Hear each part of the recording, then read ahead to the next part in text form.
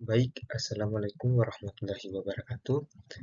Perkenalkan, nama saya Laude Muhammad Faiz dengan NIM R1C121089 dari jurusan Teknik Geologi, Fakultas Matematika dan Ilmu Pengetahuan Alam, Universitas Haloleo. Saya di sini menjelaskan mengenai geologi dinamika pantai dengan tema morfologi pantai berpasir di daerah Nambo, Kota Kendari, Provinsi Sulawesi Tenggara. Mungkin saya mulai menjelaskan mengenai pertama itu mengenai definisi pantai berpasir.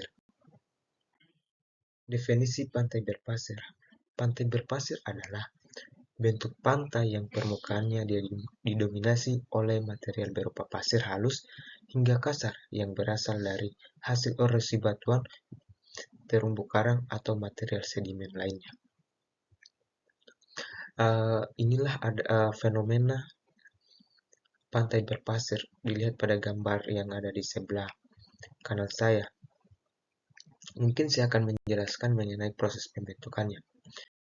Jadi proses pembentukan pantai berpasir di daerah Nambo, Kota Kendari, Provinsi Sulawesi Tenggara dipengaruhi oleh dinamika gelombang, hidrologi, dan aktivitas laut.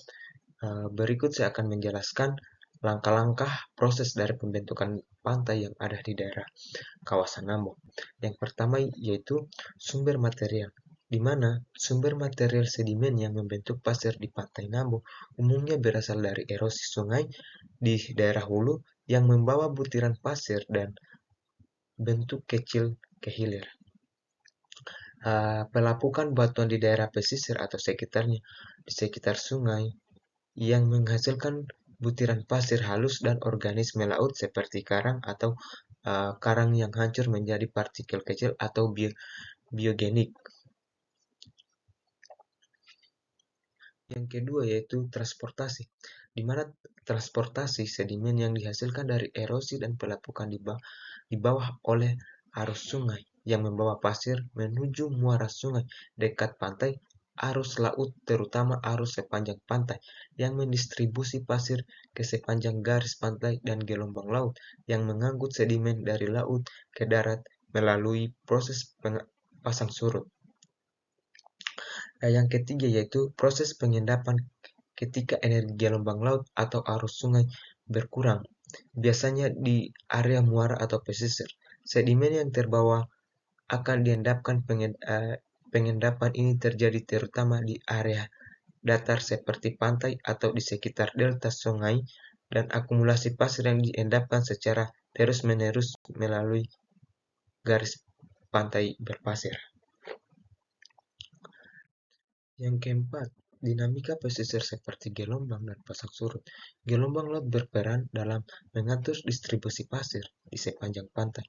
Saat pasang, pasir dapat diangkut ke darat, sementara saat surut pasir bisa kembali ke laut.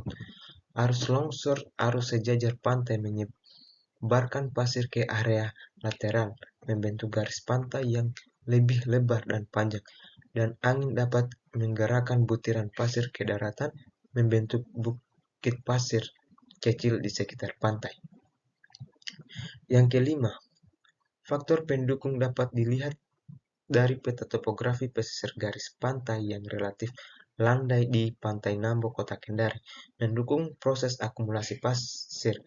Kondisi laut yang stabil, gelombang laut yang tidak terlalu kuat, kemungkinan pasir untuk tetap bertahan terhadap di area pesisir tanpa banyak terangkut kembali ke laut, dan minimnya aktivitas abrasi. Adanya ekosistem mangrove di sekitar pantai Nambo membentuk dan mengurangi abrasi sehingga pasir dapat terakumulasi dengan baik.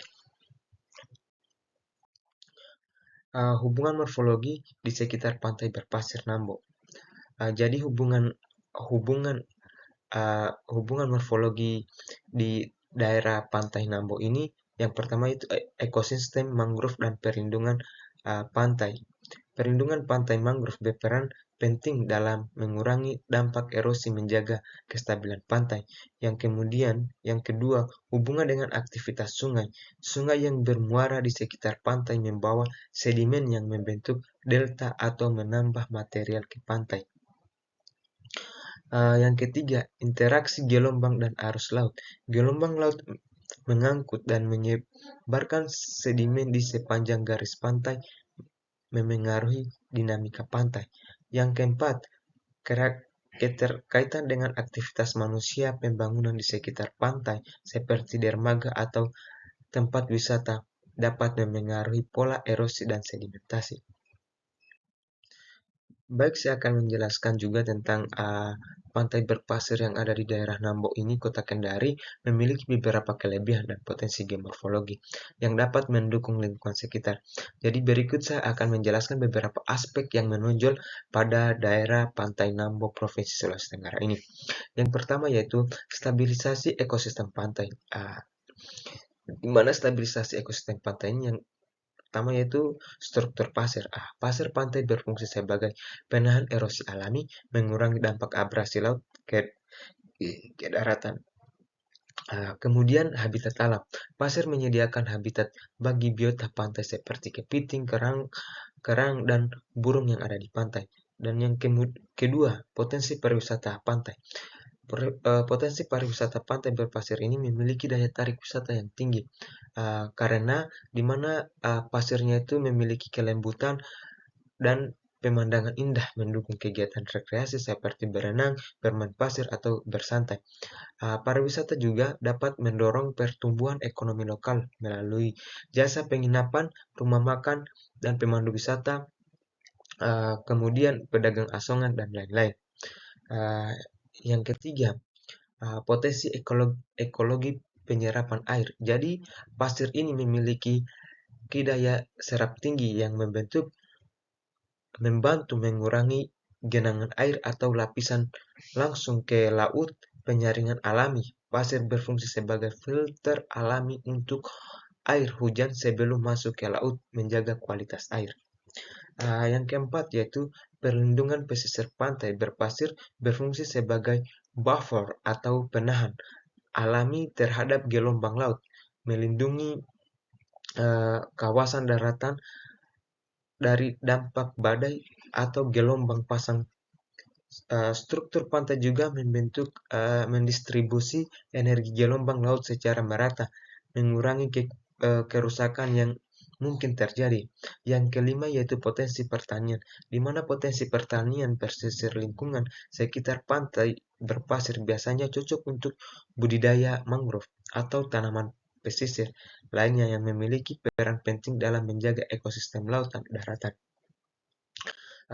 Yang keenam, pengembangan infrastruktur berkelanjutan. Pengembangan infrastruktur yang berkelanjutan, geomorfologi pantai dapat bermanfaat untuk mendukung pembangunan fasilitas pariwisata atau kawasan konservasi dengan pendekatan ramah lingkungan. Yang ketujuh yaitu kesadaran lingkungan pantai berpasir seperti Nambo dapat menjadi lokasi pendidikan lingkungan hidup, khususnya terkait ekosistem pantai dan cara menjaga kelestariannya.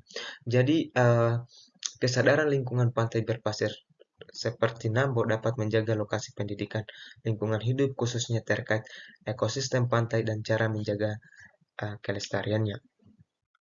Mungkin itu saja yang saya dapat sampaikan.